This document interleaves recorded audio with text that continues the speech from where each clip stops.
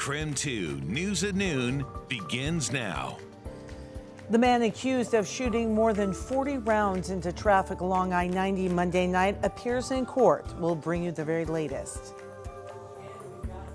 Wet and cool conditions coming up here in the future. Today will be dry though, but I'm tracking those wet conditions in our full forecast. When it comes to transgender athletes, changes may be coming to high school sports in Washington State. We'll have the very latest. Hi, everyone. It is so good to see you. Welcome to KREM 2 News at Noon. I'm Laura Papetti, and we begin with our top story at noon. One person is dead and another is hurt after a three-car crash that happened in Grant County. The Washington State Patrol says the accident happened 1 mile north of Mattawa. Two cars were stopped on State Route 243 while another driver was making a left turn. A 32-year-old man didn't stop and hit both cars. WSP says the man is being charged with vehicular homicide, saying the crash was caused because of, quote, inattention. The road was blocked for 5 hours and is now back open. We are also learning more about the man accused of shooting more than 40 rounds into traffic along I-90 on Monday night. 23-year-old Wyatt Armstrong is being charged with unlawful discharge of a firearm, DUI, and exhibiting or use of a deadly weapon. Idaho State Police say he was parked in the median near the state line, shooting at passing cars. Court records show Armstrong also appeared to be drunk, and he blew at 1.3 on a breathalyzer. We came out to check it out, and you could hear the cops yelling for someone to surrender, the dogs barking, him yelling back. He fired a total of 40 to 41 rounds, striking at least one other vehicle and his own. Investigators say at least one semi-truck was hit by a round. However, no one was hurt. Armstrong's bond is set at a $500,000 bond. We do have breaking news to tell you about coming in at noon. The Seattle Kraken's founding owner has died. David Bonderman passed away this morning at the age of 82. He was the co-founder of the TPG management firm and is credited with bringing Seattle the NHL's 32nd franchise. He also co-led the effort to build Climate Pledge Arena. David Bonderman was a father of 5 and had 3 grandchildren. All right. It is 12:02 right now. We're going to take a pause on the day's news. Lots going on out there, Brandon, including some weather. Let's talk with Brandon T. Jones in for Thomas today. What do you know? Yeah, Laura, well, it's going to be one of those kind of just gray December days here in the inland Northwest. I was flubbing up my words a little bit earlier when I got a chance to speak with you because we do have some wet conditions on the way. It won't be today. Today is going to be a dry day, but by this weekend, we're looking at that return of those wet conditions that we've seen kind of just over the last month or so. Actually got a little bit of a break from that. Right now, though, 33 degrees. Winds are fairly calm, about 6 miles per hour. And those temperatures haven't really gone up much since I was in earlier this morning around 4 a.m. It was still like 30 degrees. Our high today is roughly around 34, 35 or so. But throughout the day, this is kind of what we're expecting.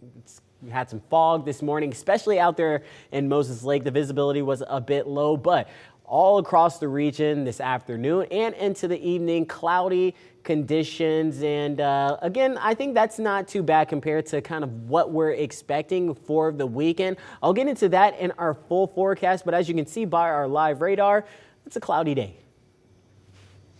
All right, my friend, continuing coverage in a case that we've been following. Albertsons is now suing Kroger after a federal judge blocked the largest supermarket merger in history. So this is coming in new this morning. Albertsons also saying they are dropping the chain's merger attempt. Now, back in 2022, Kroger proposed the $25 billion purchase of Albertsons.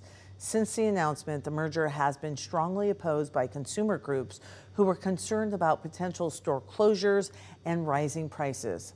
The FTC sued to block the deal back in February, and several states, including Washington, challenged the merger. One of those leading the opposition has been Washington Attorney General and Governor-elect Bob Ferguson, who says the merger would harm consumers. I conclude that Washington's Consumer Protection Act prohibits the proposed merger of Kroger and Albertsons because the effect of that merger may be to substantially lessen competition in Washington. So the FTC, Kroger, and Albertsons did not respond to a request for comment on the rulings. Also, the challenge to Idaho's abortion ban that reached the Supreme Court returned to a federal appeals court yesterday. The court heard arguments on the Biden administration's claims that federally funded hospitals must provide abortions when pregnancy complications do indeed jeopardize a woman's life or health, even in states that ban abortion. It is not clear when the court will issue its ruling. Idaho's abortion ban has been partially blocked and reinstated several times now. The suspect accused of shooting and killing the United Healthcare CEO is now facing murder charges after his arrest at a Pennsylvania McDonald's. Authorities are now working to get him back to New York, where that shooting took place. So prosecutors are accusing that 26-year-old Luigi Mangione of the murder of United Healthcare CEO Brian Thompson. Mangione's felony arrest warrant mentions written admissions about the crime found with the defendant. Allegedly, he wrote, "The U.S. has the most expensive healthcare system in the world, but ranks number 42 in life expectancy." He pleaded not guilty to the charges in Pennsylvania. His attorney spoke to reporters saying he has not seen any evidence that says that he's the shooter. Oh, yeah, we pled not guilty, at least to the charges in Pennsylvania. Like I said, I'm not aware of any actual charges in New York. If you were in the hearing earlier, there was a proceeding where they introduced some documents, which, as I complained about, didn't have enough information for me. So we're looking forward to getting that additional information. Mangione was denied bail, and he is contesting extradition. The Franklin fire in Malibu continues to burn today. It's reached nearly 4,000 acres and is 7% contained. Thousands of homes remain under evacuation orders, and students at Pepperdine University, close to where the fire started Monday night, are still under shelter-in-place orders right now. Strong winds and low humidity are making it difficult for firefighters to fight that blaze. So we'll keep you updated on that.